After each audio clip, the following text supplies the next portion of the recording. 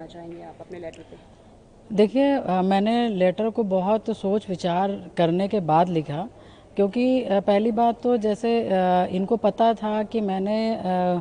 जब राज्यसभा का चुनाव हुआ मैंने तभी वोट उनको दिया, तो उसी समय मुझे निकाल देते। और उसके बाद जिस तरह से मुझे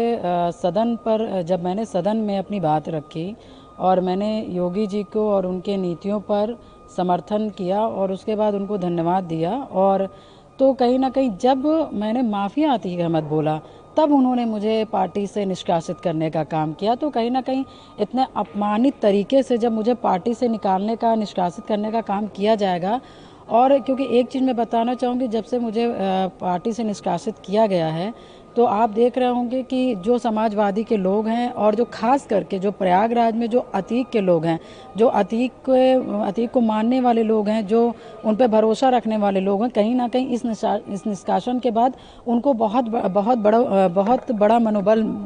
मिला है। तो मैं इस वजह से, क्योंकि उनके जिस तरह से मेरे बारे में टिप्पणी करना, अभद्र टिप्पणी करना, और मुझे सूचना भी मिल रही, जिस तरह जानकारी मिल रहा है कि उनको एक बहुत बड़ा ताकत मिल गया कि पूजा पाल अब समाजवादी से हटा दी गई है, अब ये हम लोगों की पार्टी है। अब हम लोग जिस तरह से चाहेंगे, जिस तरह से रहेंगे, जिस तरह से हम रहेंगे, हम रह सकते हैं और इनको चोट पहुंचा सकते हैं। तो बहुत विचार करने के बाद तब हमने माननीय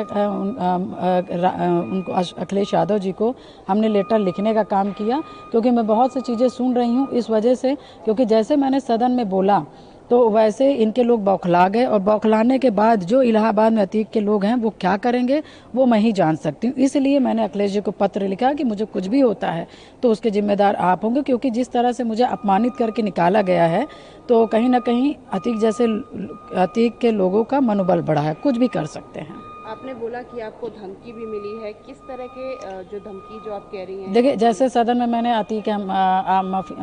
माफिया अतीक अहमद का नाम लिया, जिस तरह से मैंने उसके जो दुर्दांत तरीके से हत्याएं की जाती थी मैंने उसके बारे में जिक्र किया, तो इन सब चीज़ों को लेकर, और ख़ास करके जिस पार्टी से मैं निकाली गई हूँ उस पार्टी से कहीं ना कहीं वो लोग संबंधित रखते हैं अपने आप को, तो उसके वजह से मतलब ऐसा कुछ चल रहा है, ऐसा कुछ हो रहा है, तो धमकियाँ मिल रही इन्हीं सब को विचार करते हुए मैंने लेटर लिखा है कि कल कदार कोई बात होता है, इस तरह के कृत्य हमारे साथ किया जाता है, तो उसको आप समझिएगा। आप 2 बार से इंडिपेंडेंट एमएलए रह चुकी हैं और तीसरी बार जो है आपने समाजवादी पार्टी के टिकट पे लड़ा था। अब आपने जब पार्टी से एक्सपेल कर दिया गया है आपको, आपने क्या सोचा है आने वाले टाइम पे? जैसे कि आपने बोला कि आपने योगी आदित्यनाथ की नीतियों को समर्थन दिया, तो क्या आपको कोई प्लान बिल्कुल, बनता है देखिए, बीजेपी ये में आने आज से नहीं है, ये जब मेरे पति की हत्या हुई थी तभी से मैंने संकल्प ले लिया था कि जितना हो सकता है मैं माफियाओं के खिलाफ लड़ूंगी, और मैं उसी पार्टी को सहयोग करूंगी, अपना समर्थन करूंगी, अपने समाज का समर्थन दिलवाऊंगी जो माफियाओं को, जो अपराधियों को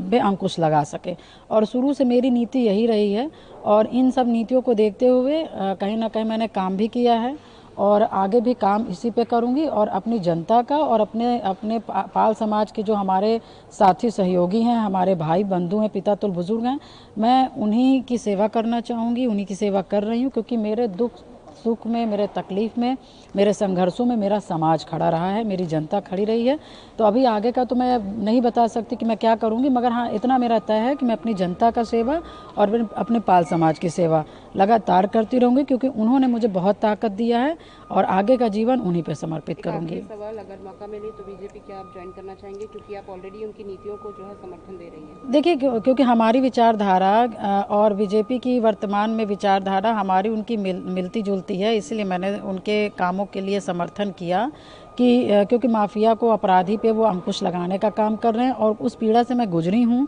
तो कहीं ना कहीं जिस पीड़ा से मैं गुजरी हूँ उस पर वो अंकुश लगा सकते हैं और लगा भी रहे हैं। इस वजह से अभी मेरे विचार उनके मिल रहे हैं। अब आगे क्या होगा वो समाज से बात करके तो ही तय होगा।